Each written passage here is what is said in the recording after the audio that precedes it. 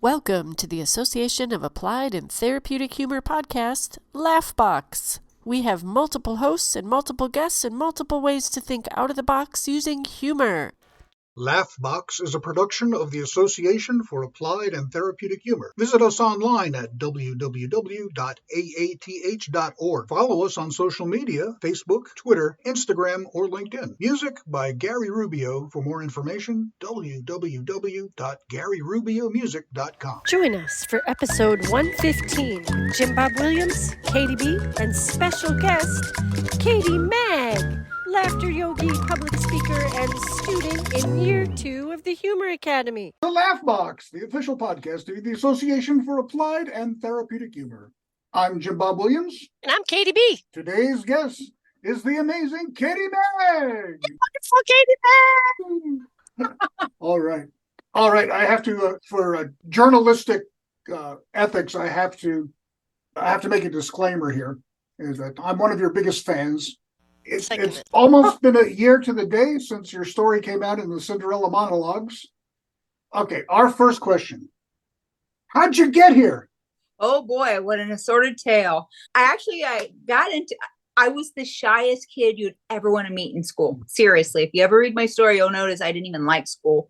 I had other things going on. Anyway, in the mid-90s, there was a lady who approached me and said, "Hey, we think you'd be a very good presenter. We need somebody to be the Nurse of Hope."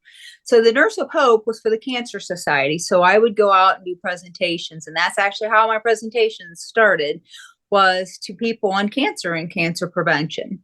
So my favorite story, this is always how I remember, know your audience, because they had me right before a senior citizens meal. It was free to the senior citizens. And this little old man was in the front row, and he looked at his buddy and he says, "Hey, I hope she shuts up soon because I'm hungry and want to get to the cards." It must be pretty traumatizing. That's almost 30 years. I still probably not around, but He might not be, but you are. I am. You are highlighted in Vision Made magazine for Womenomics. You spoke at the World Women Forum in New York recently. You're having the 1-year anniversary of the Cinderella monologues. You are Positively Pink 70 Women speaker. You can talk more about that. But they said you were the most exceptional presenter they've ever had. Katy Maag! I know. I'm like, I just go get a feel of the group, present on laughter, present on stress. Who doesn't need stress? I'm always amazed who comes up and says, "We need more of you in the world." And there is some, you have to search for it. But I actually got involved with AATH. I'm working on becoming an applied therapeutic humorist. I'm a year and a half in. I got another year and a half to go. So I'm working on a project. I do laughter yoga. I'm a laughter yoga teacher, so I actually teach others to lead it. I've done laughter yoga anywhere from little 8-year-olds all the way up to 90-some-year-olds. I'm not sure who my favorite are. Probably the disabled people. My older son's disabled. I always laugh. I have 2 children. My $1 million, because he was 1 pound and 12 ounces at birth, and my 1 in a million, because the stories I could tell about that boy. Anybody that got more than one traditional child, or maybe it's just my son. I don't know. He's going to see this and he's going to say, "All right." He tells me that I better be good because he is picking my nursing home. I said, "Okay." That's a lot of power that he's got there. That's all right. I'll just go over the edge. I've heard of some of those nursing home escapes. I'm taking notes. So you are a laughter yogi taught by the originator, Dr. Kataria, and you're part of Laughter Yoga International. Yes. And love it. You're an uppiness trainer. What is that?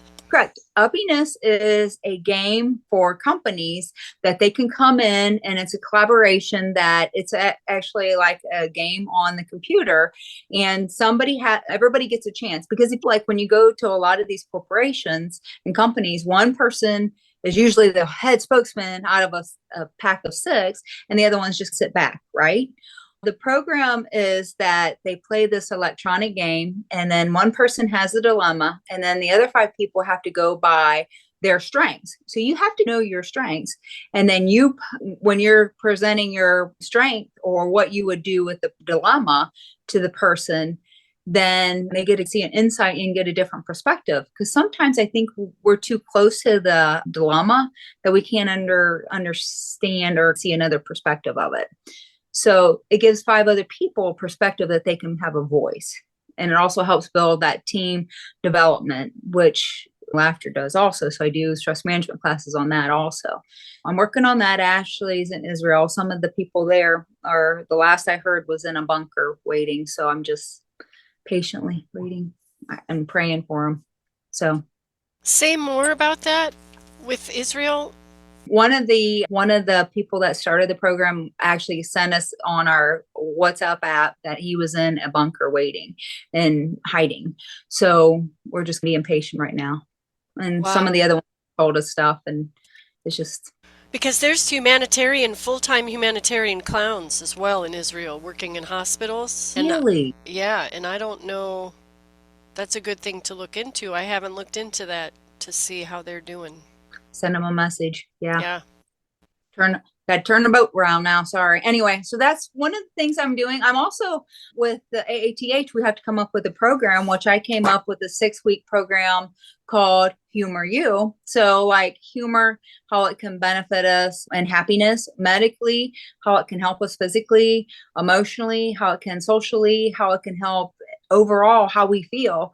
Because I have to laugh. I just started a new job in May, and I have one of my coworkers is 30, and little things make me laugh a little bit, like a name will make me laugh. And then I think of some unusual names, and I think if their son's name is this, and then that'll go just to make myself laugh, just basically to relieve the stress. And he looked at me a couple weeks ago and he says, "You know how many times you laugh in a day?"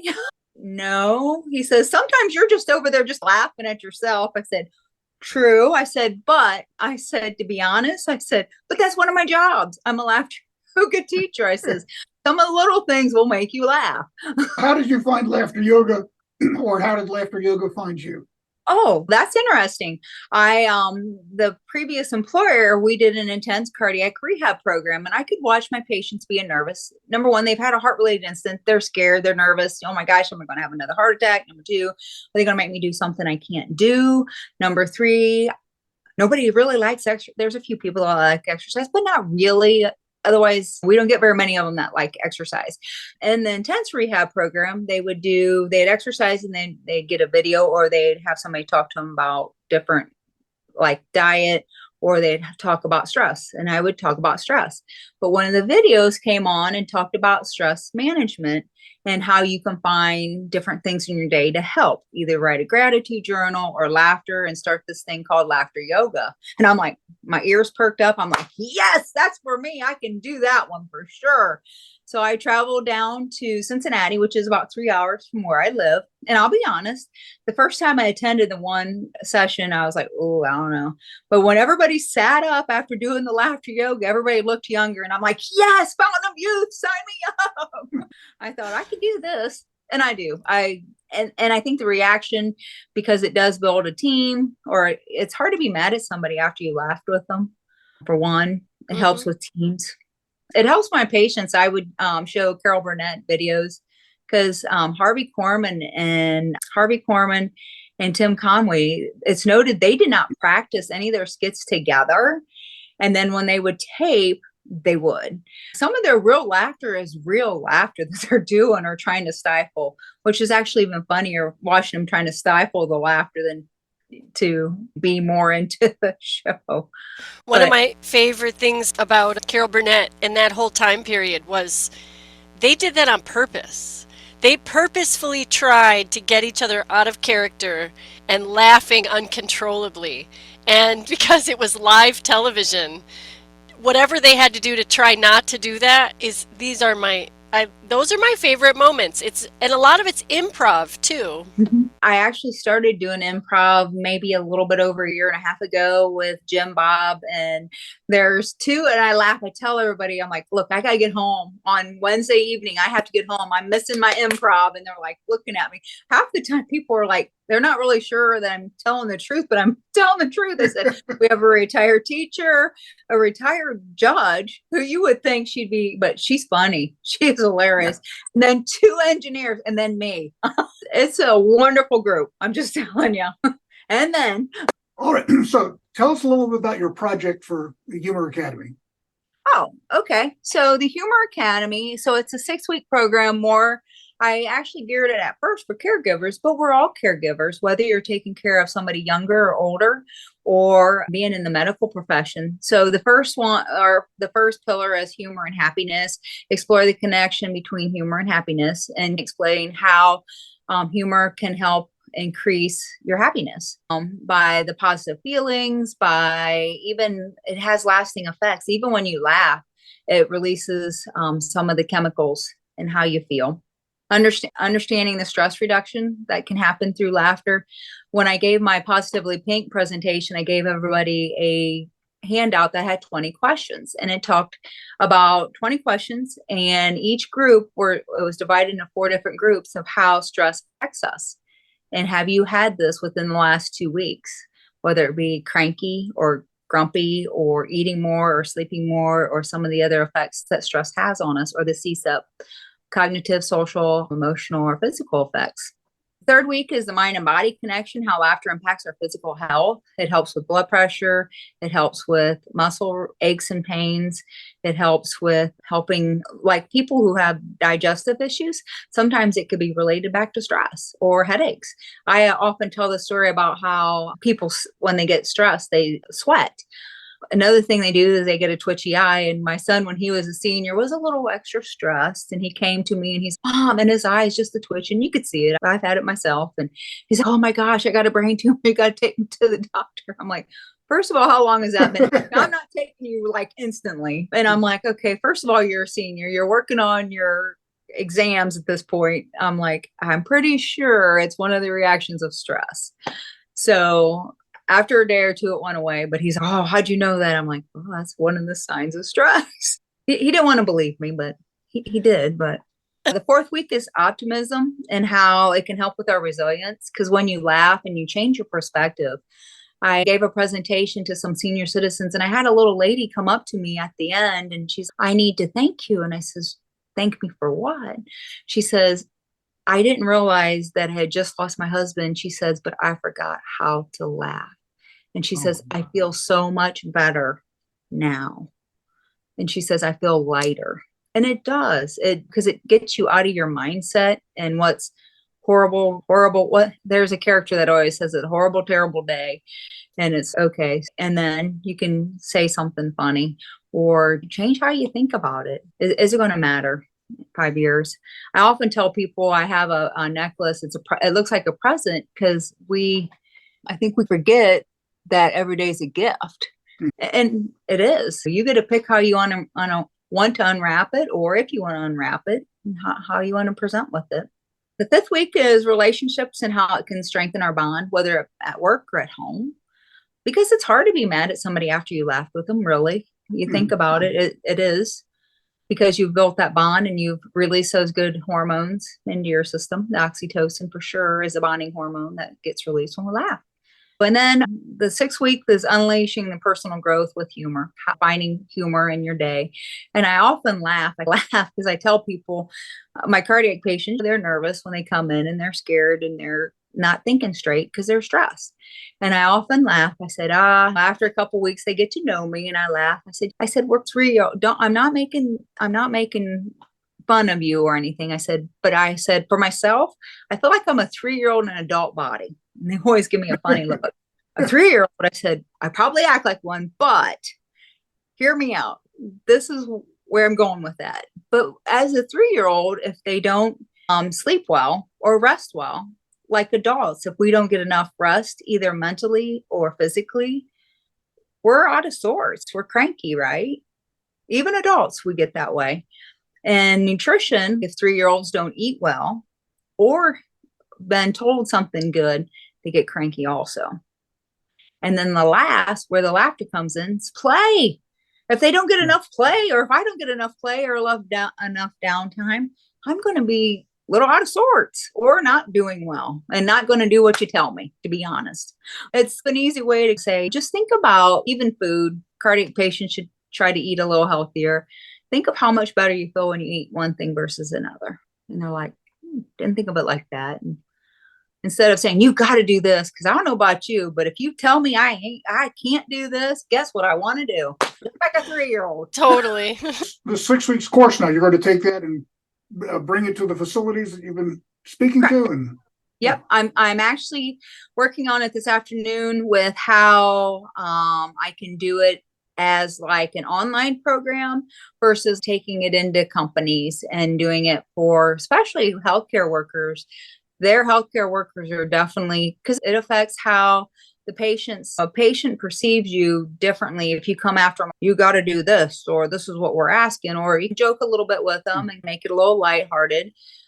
They're going to think about it if it's a little lighthearted and want to do something different versus coming after them like, whoa, I don't know about you. A 3-year-old, you come after me like this, I'm on my Superwoman cape on. Right? So, Katy, what can we ask what your new job is in?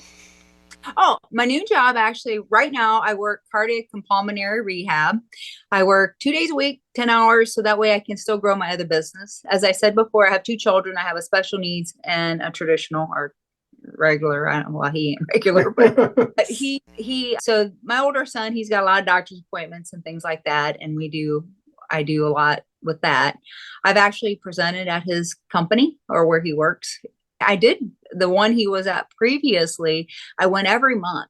And this one child, he's not a child, but this one adult, they would make him turn the TV off and he'd come sit down and he would sit there, but he would sit there nicely. He didn't interrupt or anything. So the 4th month I went and he looked at me. I came walking in. He looked at me. He says, "Are you here today?" Yeah.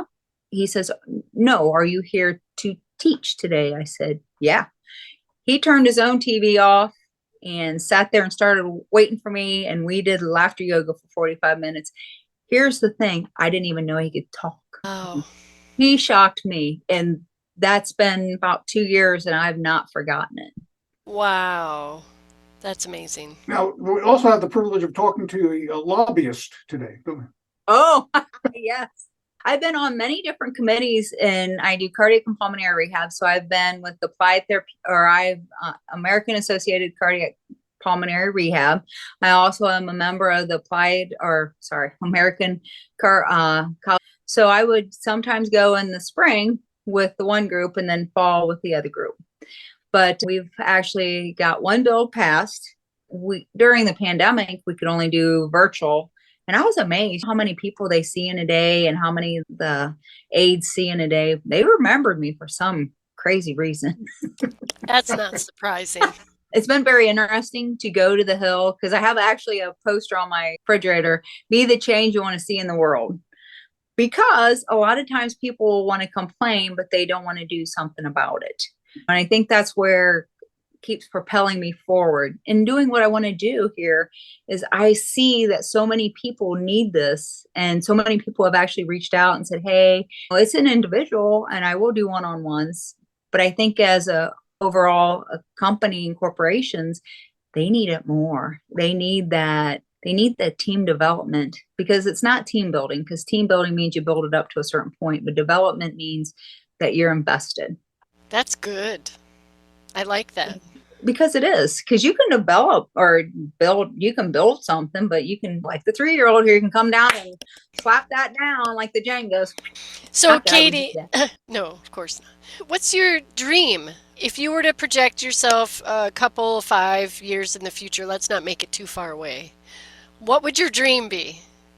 What would my dream be? Pursuing my own business. I still love doing what I do, the cardiac rehab, maybe 2 days a week, but traveling, I love to travel. I love to promote stress management and happiness. And everybody has their own story, no matter where you are in life. And it's amazing. You think somebody has their stuff together and they really are not. They got a good game face. I'm telling you, I'm always amazed with that. I've noticed that the older I get, that I'm just myself. I'm not really into having to be, I want to be happy. And I think everybody else wants to be happy. Does that make sense? Oh, yeah.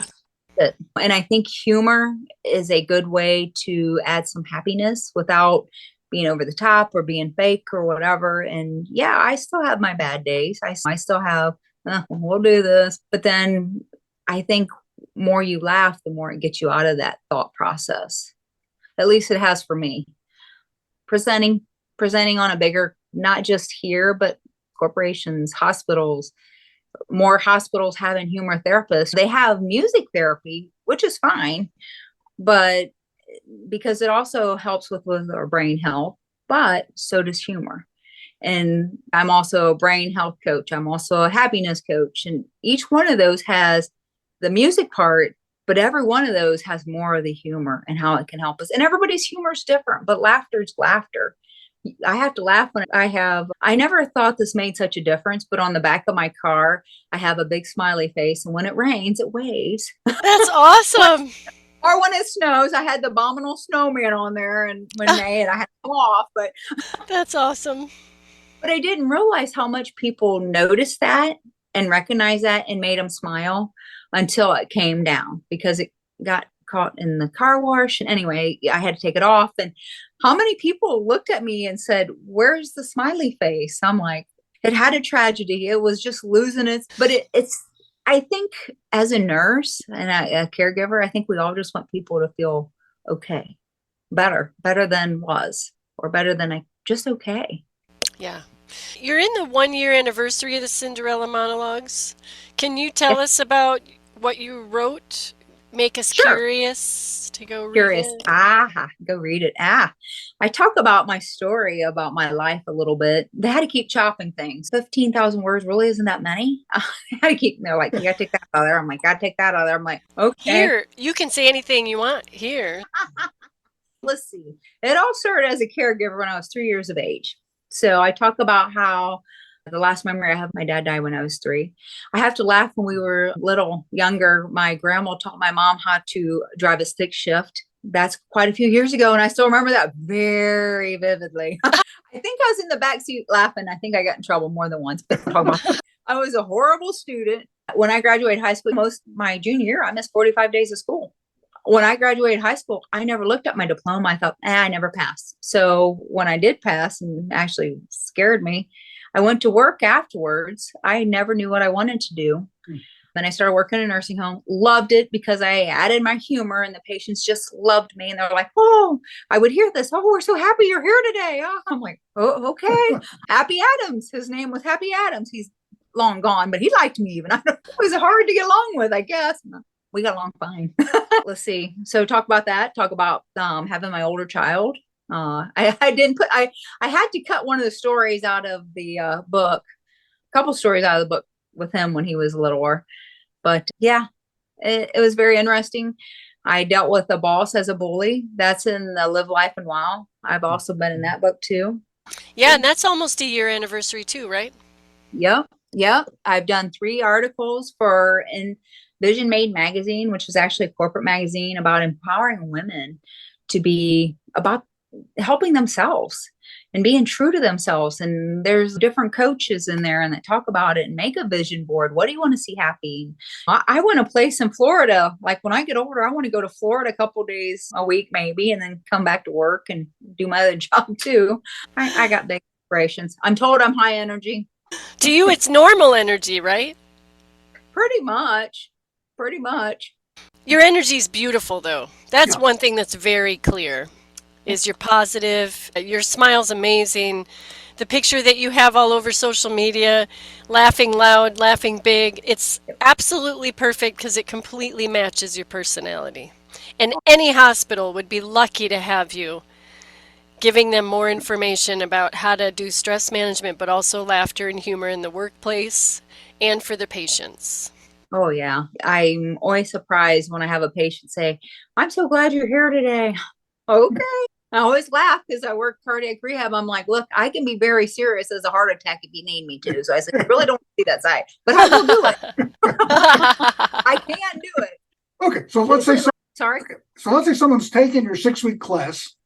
Right? Yes. And it's been a year or so since they took the class and they're having a hard time on Thursday.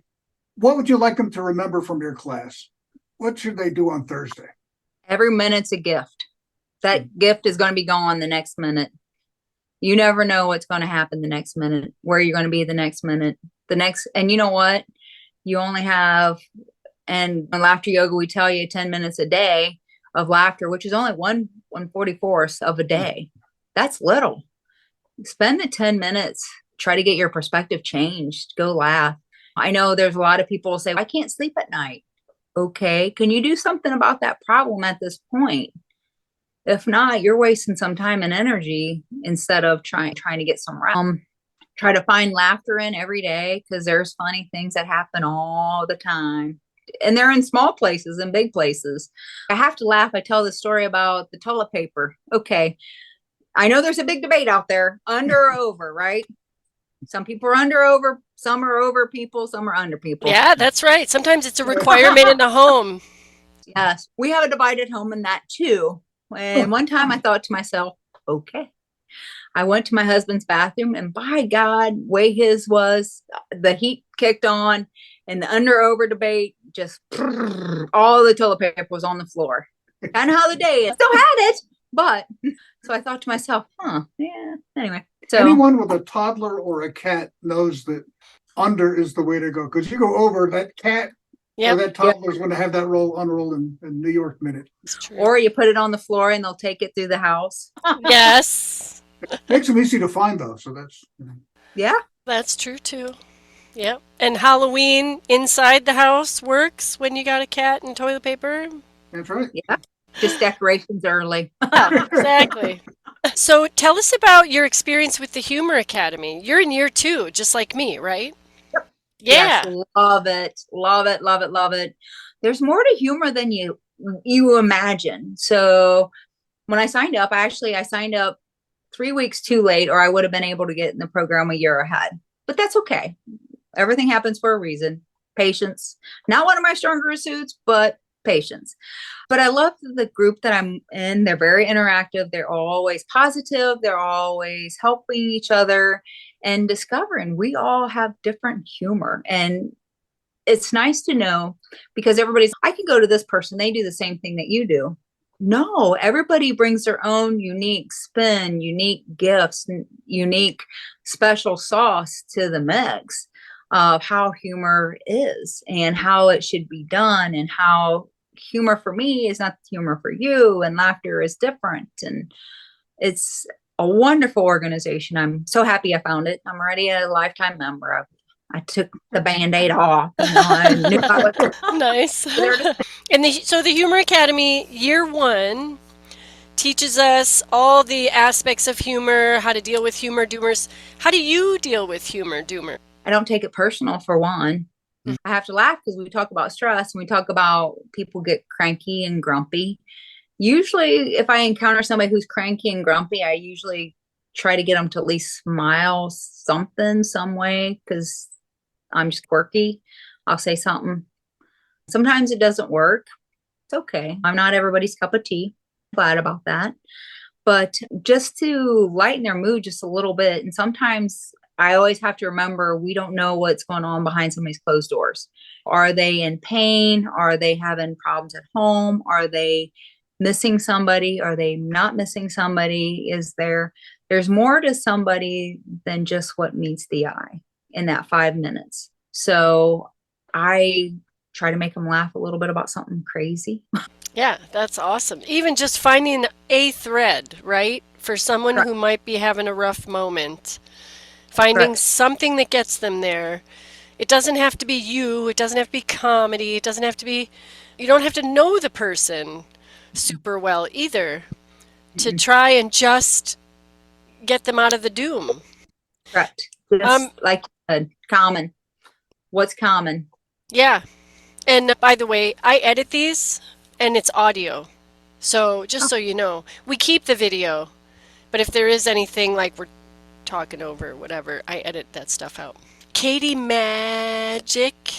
I tried that for a while. Katy, Mirthful Magic. It didn't run too well.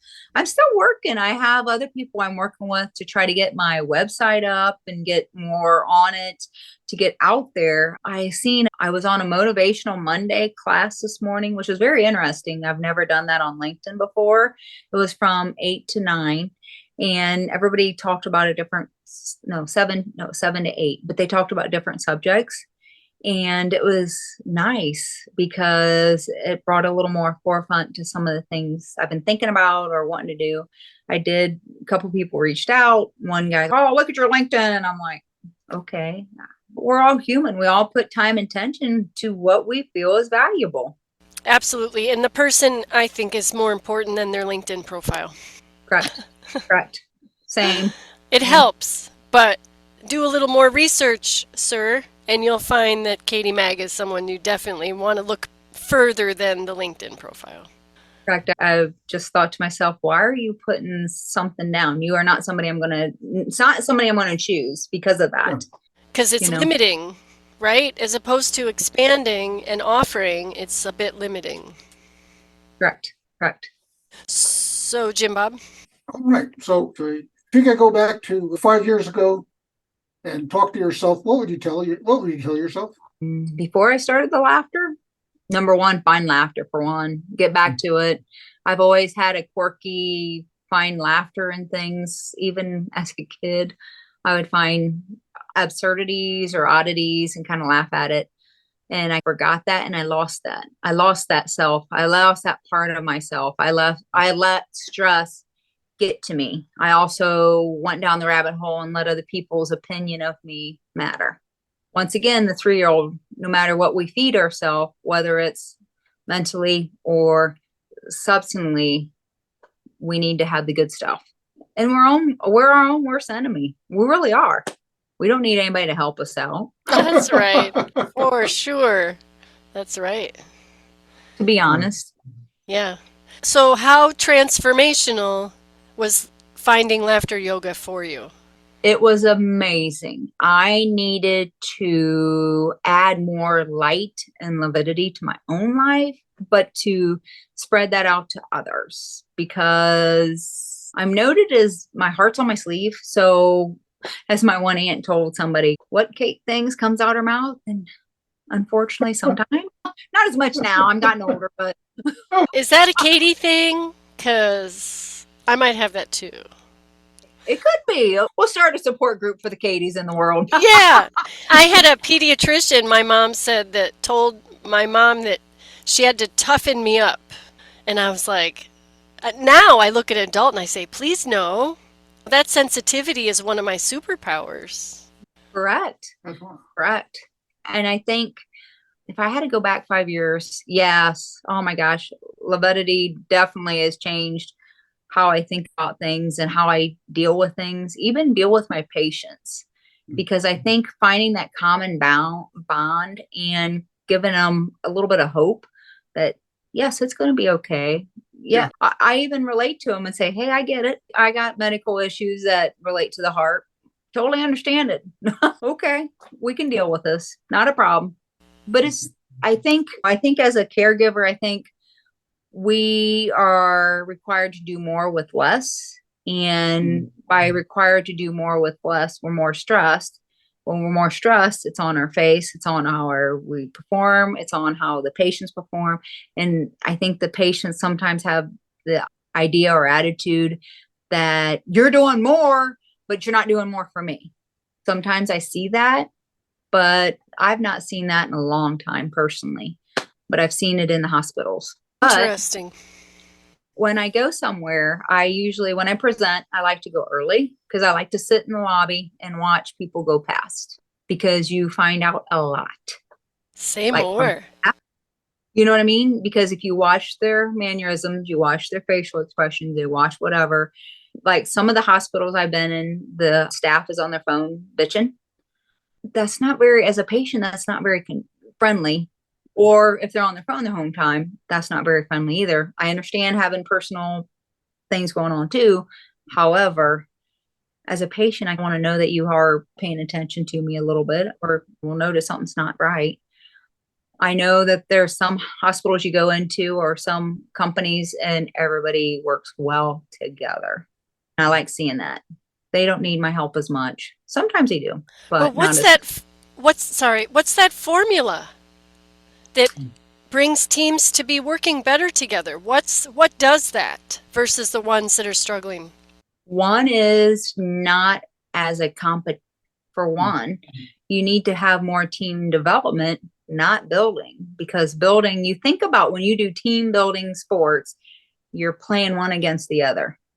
No, it's not me versus you. You need to do, we will do this together. Yeah. And I've been reminded that myself, because I used to run a program myself, and now I'm part of a team. We do this, or we will be doing this. And it's a different mindset. So, but if you ever go to team building things, they have teams, right? And they think they're working together, but they're not. They're working against each other. Yeah, that's a really good point. Yeah, really good. Fascinated by the idea of going early and seeing what you're reading the room, finding out what's happening there. And you can always, if you go into a workplace and people, there's light banter, one another. They've got they might have a poster or something that's humorous, but there's a difference between kind humor and bitter humor. Right. If you walk in and it's a ugly, what's going on pretty soon. Just give me 5 minutes around the coffee pot. I'll tell you what what your morale is. And people feel that if you go somewhere, okay, so it's Christmas season, the companies where I've been to a restaurant and they work as a team. They work as a team and they look out for each other. And then you go to a restaurant where they don't work as a team, or there's a difference. And the patients or people feel it. I think you don't even have to tell them, they feel it. And it escalates. If it's too much tension, it escalates the situation no matter where you're at. Sorry. I saw something recently that said, if you're in a we consciousness, in a unity style consciousness, you're in where we're going consciousness. If you're in a competitive, fear-based consciousness, you're where we're going, coming from consciousness. Yeah. And I prefer where we're going. I want to be more where we're going to unity. Correct. I think so too. That's like when you're a 3-year-old in the car. How much excitement. Yeah, I get what you're saying. The 3-year-old sitting in the back of the car like, yeah, versus I don't want to go there. Yeah, well, I don't want to go there. Yeah. So how did you find humor with a disabled child with a trach who wasn't able to talk when he was young? How did you bring the humor to your family during that time? When he had the trach, I was functionally frozen, which means all I did was survive. Now, when my youngest son was a year old, I got out of bed one morning. I could barely walk. I went in their room. I was seeing double. I realized the functioning freezing was killing me. I went to the doctor. I've seen double. Okay, fine. So I waited a little bit and went to the doctor. They did all kinds of tests and they figured out I have an autoimmune disorder. Now, the first thing the doctor says to me is, I have to laugh when he did all these tests. I'd had lumbar puncture, everything else. And he's like, we're going to send you to another doctor. And by this point, I was a little pissed off because it was taking time away from my family, taking time away from my job, all that. Anyway, he says, I need you to go one more doctor. And I said, if you tell me a psychiatrist, I'm going to punch you in the eye. Pee offside. And he says, no. He says, you need to see a rheumatologist. I said, what? He said, yes, you have an autoimmune disorder and it is affecting your walking. It is affecting this and this. He says, do you understand one thing you have to do? I said, no.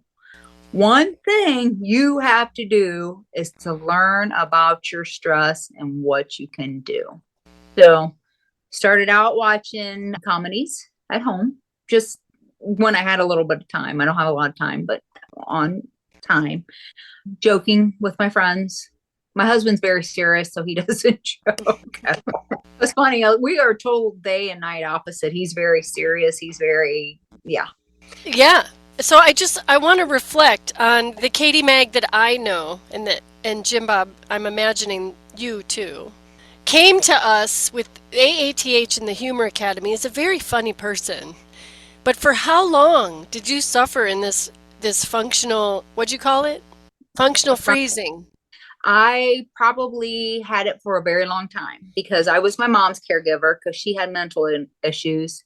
And then I moved out when I was 18 and a half. And then I had my son when I was 32. I had a head injury from a patient. I forget how old I was there. I was in my 20s. So I had to recover from that. I couldn't even remember 2 numbers because the average number, somebody can remember 7. I could remember 2. So there's a story for another day on that one. I worked 3rd shift. I come home. It was my birthday. I had my car running. We live in a rural community. The car was running. The door was open. The door was open in my house and I was on the bed. My grandma found me. She's, what's going on? I'm like, huh? Wow. But anyway. So a long time of functional freezing. Was it like a rebirth? I'm still rebirthing myself. You're amazing. Nothing special. I'm just like everybody else. It's true in that we all have our stuff. But I want to give you a bunch of credit because you've certainly turned around only what I can imagine being so difficult to being the you that I've met with AATH and the Humor Academy. And you are a gorgeous soul. Thank you. Thank you. I'm humbled. I second that emotion. You're just like everybody else who's become a recognized acclaimed speaker, started your own business, gone to lobby in Washington, D.C., brought joy to people in cardiac rehab and in senior centers and organizations, just like everybody else, right? The question. Yeah. Okay. For those that are within the sound of our voices, how can they get in contact with you? I have LinkedIn, I have my website is KM Wellness Consulting. You can contact me off my Facebook. Katy Maag is fine. I have a couple people that reached out that way. I have KM Wellness Consulting as a Facebook page also. So, Katy, what kind of projects and activities do you have coming up between now and the rest of the year? Oh, from now to the rest of the year, I got a couple of presentations that I'm going to be doing. One is for the senior citizens in Wood County right before Christmas. So we're going to go, ho, ho, ha. How to get that reindeer unstuck. Just That's awesome. Yeah, there's nothing worse than a stuck reindeer. Yeah, I know. Or the Grinch. I have a program out there for individuals for Christmas because bah humbug. If you got the Grinch, I can help you. Tell us about bah humbug. I want to hear more. Bah humbug is for anybody who's really not feeling the Christmas spirit or feeling that they're overwhelmed or they just can't find joy in the holiday or just a little bit. It's a one-on-one session. It's an hour long. It's $99. Of course, it's going to be more than an hour long because I talk a little long, I'm sure. But I'm trying to help them evaluate where they want, why, just not feeling this year and how we can do to help change it. Because sometimes Christmas is just rough, whether you're missing or sometimes Christmas is hard for people because number one, they go with the family and they really don't want to be with the family. So they need some tools how to deal with the stress of that. Sometimes people have where they think they have to buy extravagant gifts for everybody, where the most precious gift you can give anybody is your time and attention. That's cost you more than buying a gift that they're going to throw away, really. So. Okay. Let's hear it. Okay. My wife and I, we've known each other 50 years last year. So last year I said, maybe let's just not exchange gifts this Christmas because what more do we want? What do we need? We're trying to downsize, whatnot. That's when she reintroduced me to social distancing. Yeah. Yeah. Our sleep number that night was 1. Okay, that's part of the set I have. Oh, that's good. That's really good. But I thought it fit the Christmas motif. Yeah, it is. It is hard for a lot of people because they are away from their family or don't want to be with their family, or there's a lot of stress having to deal with. So give them some stress management skills that they can deal with. I had an aunt that would be like that every year. I didn't get married till I was older, and then why aren't you married yet? I don't know. Do you want to give me a gift? I'll take it anytime. You don't have to wait till I get married.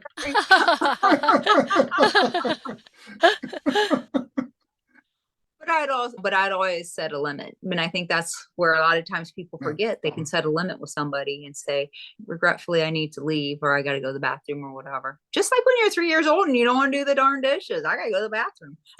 Yeah. And I love that you keep going back to 3 years old. I love that. Love. It's that inner child that's still there. Yes, yes. And I talk about the inner child with stress management because of the rest part, whether you rest mentally or physically, or you need to calm down.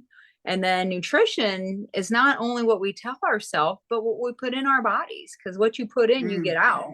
And then the play, we need so many interactions with play, whether it feeds our mind or lets it go. So it's like each one of those has a good and a bad to it. So I'm working on a TED Talk. I'd like to do a TED Talk sometime about humor. Yes. So your TED Talk is going to be in 2024, right? Yep. I'd like to. I'm signing up. I already talked to some people about it, and they're like, "Oh," but I think I want to do it on being a 3-year-old. I think you should. Yes. That's the idea. Yeah. Why not be 3? Yes. How many 3-year-olds do TED Talks anyway? I know. I'll be one of the only. Yeah. Amazing. And think about it. When a 3-year-old doesn't get their way, what happens? They throw a fit. What happens when a dog doesn't get their way? Yep. Yeah, it's true. On behalf of the Association for Applied and Therapeutic Humor, thank you for being our guest today, Katy. Thank you so much, Katy. Thank you. You guys are awesome. I've always been awesome. Yes, you have always been awesome. Oh, no. That's how I heard it. That's what I'm going with. Thank you for joining us for episode 115 with Jim Bob Williams, Katy B, and special guest, Katy Maag. Yay! Thank you very much. Laughbox is a production of the Association for Applied and Therapeutic Humor. Visit us online at www.aath.org. Follow us on social media, Facebook, Twitter, Instagram, or LinkedIn. Music by Gary Rubio. For more information, www.garyrubiomusic.com. This has been Laughbox, brought to you by the Association of Applied and Therapeutic Humor. Thank you so much for hanging out with us, and we'll see you next time.